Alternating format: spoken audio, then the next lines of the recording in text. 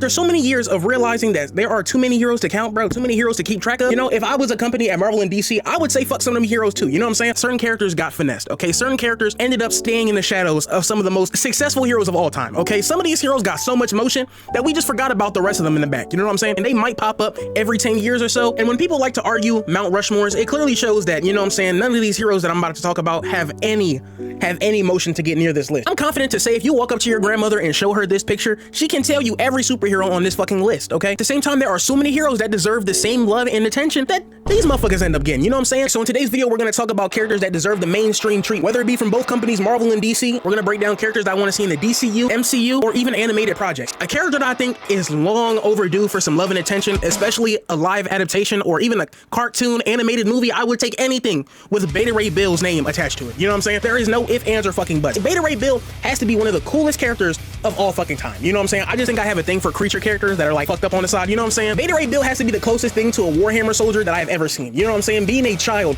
taken from his mother, bruh, and being told to protect his planet. You know what I'm saying? They cybernetically enhanced this man to the point where if the operation ain't go right, bro, this man could have died. You know what I'm saying? Literally on some Warhammer shit. If y'all know about Surtur was gonna come and destroy his planet. Beta Ray Bill, the type of character, bro, if he has something on his mind and it's set, he's gonna get it done. Whether it's fighting Thor, fighting Surtur, whether it's going to the 7th lowest level of hell. Beta Ray Bill is a character that he doesn't even recognize how much of a dog he is without Stormbreaker.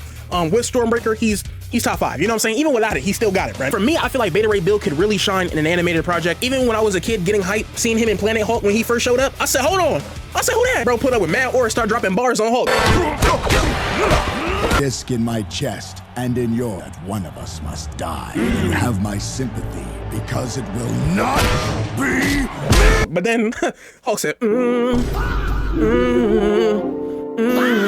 him up, let me get up, let me get up, let me get up. Get up! Fight back, nigga!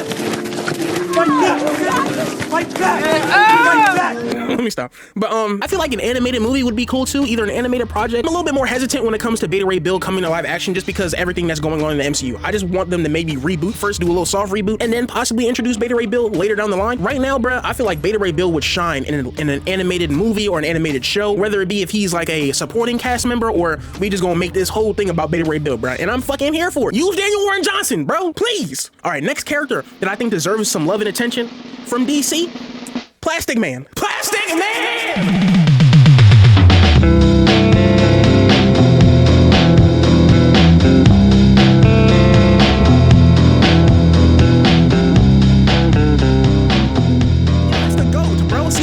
Batman Brave and the Bold literally was like the coolest thing of all time. Getting his origin story too, knowing that this man was low-key a villain, he was a scumbag. Oh nah, bro. And you see why he's goofy. You know what I'm saying? You see why he acts like the mischievous fucking child that he does, bro. But in terms of his story, in terms of his personality, his powers, Plastic Man has to be the total package, I feel like, in my opinion. You know, you get the comedic charm, you get the serious storytelling, you get the super goofy powers. Like, you can't get bored with Plastic Man. I just feel like he would be an amazing asset to the DCU animated projects. Like, how would you go wrong with motherfucking Plastic Man, bro? He's too OP. You can't even stop Plastic Man if you really think about it. His power set, super interesting. He's basically Gear 5 Luffy, but just times 20. And I think it's the fact that he started off as like a bad guy that could make him so interesting in the DCU, even in the animated story. I just think it's so fire that he had to realize, he had to flip the switch. His homies betrayed him, and then he was like, bro, nah, bro. I recently just started trying to get more into Plastic Man. I started reading his little mini-series, his 6 limit, bro, what the fuck? I started reading his 6-issue bro, oh my God, little mini-series going on, and I started picking that up. And I feel like what I mostly like about Plastic Man is the fact that you can really put him as a support, or you can have him be the MC if you want, bro. I'm not gonna lie, I'd rather see Plastic Man. I feel like he would really shine in a supporting cast role. You know what I'm saying? Kind of like Mr. Terrific was to Superman. I feel like he could do that to Batman. That would be funny as shit. You know what I'm saying? Bring back the Brave and the Bold days, please. You know what I'm saying? That would be actually amazing. That on big screen would be fucking hilarious. Plastic Man just mixing and meshing with the other Justice League members could be really cool. Another character that I would really want to see from DC, bro. This one for the Queens, bro. This one for the Queens. Okay, I want to see more Vixen when it comes down to the DCU. I feel like her character would be amazing for what the DCU has going on, especially with James Gunn's universe. I feel like she would be a cool addition to add, bro. I don't know, I feel like Vixen just got that black authority, that black swag, you know what I'm saying? Like, she clean as hell with it. And then her amulet at the same time controlling damn near every animal in the animal kingdom, hands in the air, bro. And it will be introducing the red. If they end up bringing Vixen to the DCU, I really do hope that Vixen becomes a big part of the DCU in terms of just the Justice League team.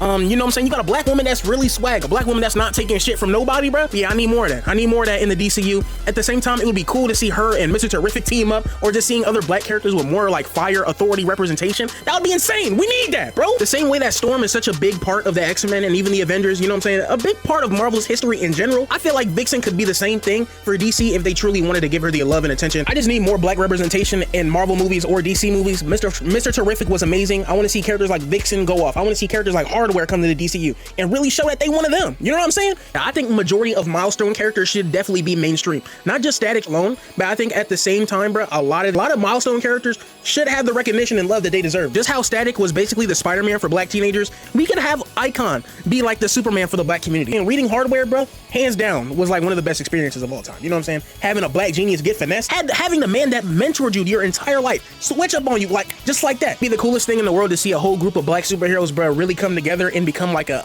voice / an authority figure like the Justice League. I got the Goosebumps shirt on, you know what I'm saying? I love me creepy, ghouly creatures at scary-esque type of characters. I feel like a group of characters that represent that a lot would have to be the magical side of DC, you know what I'm saying? You guys, Zatanna, John Constantine, Etrigan. Etrigan is my favorite. When it comes to DC and their magical side, that has to be like one of my favorite things. Whenever you see Batman dealing with like a spiritual ghost and you see this man call up Etrigan, I'm like, my goat! The dark passenger.